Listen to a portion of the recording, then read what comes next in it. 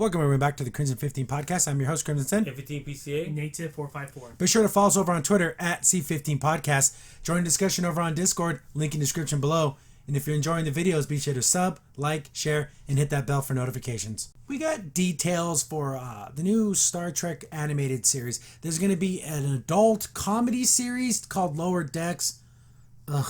Then there's going to be a Nickelodeon series aimed towards younger audiences. So we got some details about that, and this is coming from TuneNado.com, and there's a million pop-ups here. I freaking hate this crap. But here we go. Nickelodeon officially greenlights Star Trek CG animated series, offering a light synopsis details. CG. They don't show any what it's going to look like.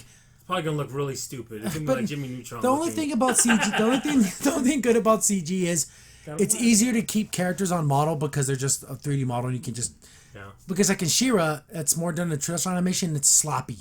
Yeah. Sloppy. You can hide things with 3D. Kinda. Yeah. So, but here we get, this is from them. They're talking about the thing, and here we go. Nickelodeon confirms the original CG animated series, quote, follows a group of lawless teens who discover a derelict Starfleet ship and use it to search for adventure, meaning, and salvation. Wow. Lawless teens. What? Wow. First of all, they have transponders on those things. As soon as they powered it up, they would know, oh, the USS whatever just powered up, and then we thought it was lost. And where does this take place? They don't even say. Yeah, they don't give us anything about where this took, what century, what timeline, and is this Kelvin, is this Prime, is this Mirror? If this was at least Archer's time, it'd make more sense because they didn't have maybe the technology to find all ships. But by Kirk's time, they have transponders and all that. See, here's the thing. When they say derelict, I'm assuming it was a ship that was lost in a battle. Let's say the Battle of the Binary Stars. Or we just connected to Discovery, don't we? And it got so destroyed, they just slapped it together from a bunch of other ships. And then, but they did this on their own. The Sinjo ship? The one from the first. Wouldn't it be great if it was the Sinjo? But did they scuttle it? I don't know. They didn't say. I thought, remember she went back to get the telescope, so it was still there. Yeah, but didn't they scuttle it afterwards? I don't know. They didn't say. Remember, the Klingons came in after that to take the crystals out of it. The lithium. The crystals, yeah, because their ship was not powered, whatever. Wouldn't that be great? That'd be so funny. But here's the thing. So it's four, a group. So I'm assuming at least, but it takes more than. Yeah. It takes hundreds of people to run a ship. Starship. Yeah. Unless it's like a Defiant class ship where it's a smaller like attack. But even then, you need like a dozen. Yeah. I don't know. But the thing is, this doesn't sound like Star Trek. And remember, we have to change our mindsets because this is a Nickelodeon show. So this is aimed at younger kids. So is it going to be like, oh, they're discovering science and stuff like? Is it going to be that, or is it going to be like an action show? Oh, so stupid. It needs to be a real sci-fi show, not like an edutainment show. Here's the thing: Star Trek cartoon did have. They showed that picture, and when they talk about this article, had some funny moments, but it had serious episodes. It had serious deep thinking, like the original series did. Yes. So you don't have to dumb it down because it's animated. I don't know what to say. And like, the kids, you don't need to do that. And make it 5 like ruly kids. What is this, Power Rangers? Yeah, lawless. Give me 5 teenagers with attitude. Yeah. Why couldn't I have stolen from a shipyard? That'd have made more sense. Do you remember? Yes. I think you're gonna remember this. Nickelodeon had a show called Space Cases. Brilliant. It was a story about these 5 cadets were on a spaceship, and it's nothing connected to Trek. It was its own little universe, and they were doing like the shakedown run. They get pulled into like a warp thing, and it shoots them off into space, and they're like stuck like in like a lost in space situation. So everyone's a cadet. So the senior officer is just a year older than everyone else. Yeah. So he has to like learn to be a captain. There's like he has like his crew, and they go through and they run into planets. That would have been a good idea, but then everyone would have said Voyager. But yeah. But here's the best part of that show was there was like a alien girl who had like an imaginary friend, and everyone just thought she's just crazy and weird and she's stupid. They go to like this area of space that has like it bends reality, and the dimensions warp, and her imaginary friend is real, and it's like this giant monster. So it's really there. So this whole time that she was saying she had this friend, so like everyone else got to see it, like, oh damn, I guess it really is there. Well, we should have trusted you. Well, it's kind of sad because I think that might have been like the cliffhanger because she gets lost in another dimension. So now they got to go find that crewmate that went missing. Yeah, because she was kind of like the bubbly kind of kid. Yeah. See, I can see just take that concept. I'd rather it been something about kids going through Starfleet, having to deal with class, and am I gonna get that date? I want a Starfleet Academy show. That would have been perfect here. Yeah, young kids. Yeah. No, lawless teens. And this is the line that kills me. For adventure. Okay, I get that.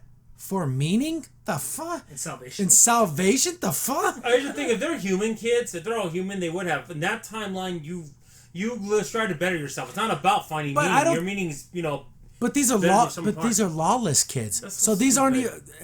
It brings up a gnat. I'm stuttering because I can't understand why they're Unless doing they're all this. aliens and they're from a planet that's ravaged or something, it doesn't make any sense. Like a bunch of Klingons. That'd be cool. But they say lawless teens. Like, why not give us some thought? Like, oh, it's going to be the UN, right? Yeah. You're going to have the crippled kid. You're going to have the black girl. You're going to have the kid that grows into the science. You're going to have the kid who has personality disorder of some kind. So they're going to have one of everything. I'm sick of that. I'm so sick of that. that. There's the checkbox. You got to hit all the quotas. Yeah. Exactly. The wheelchair kid.